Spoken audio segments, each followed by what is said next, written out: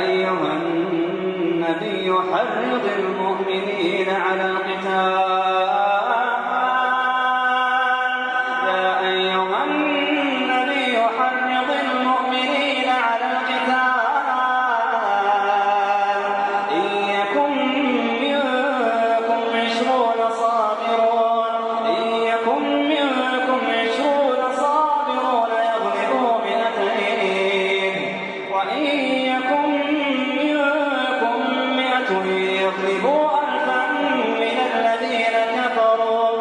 الذين كفروا بأنهم قوم لا يفقهون.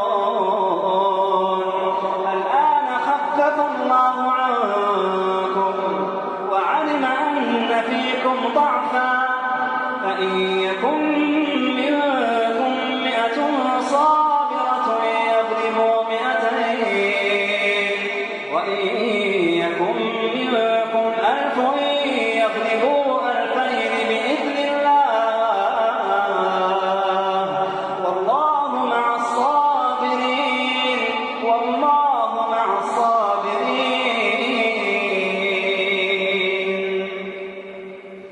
ما كان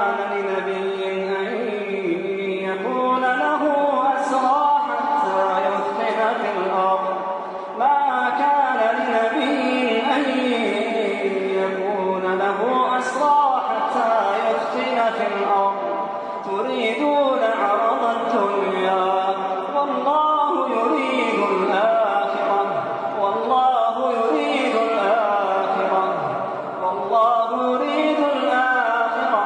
والله عزيز حكيم.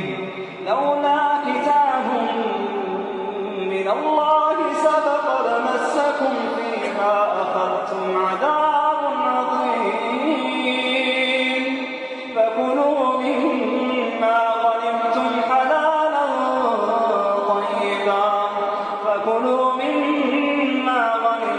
حلالا طيبا واتقوا الله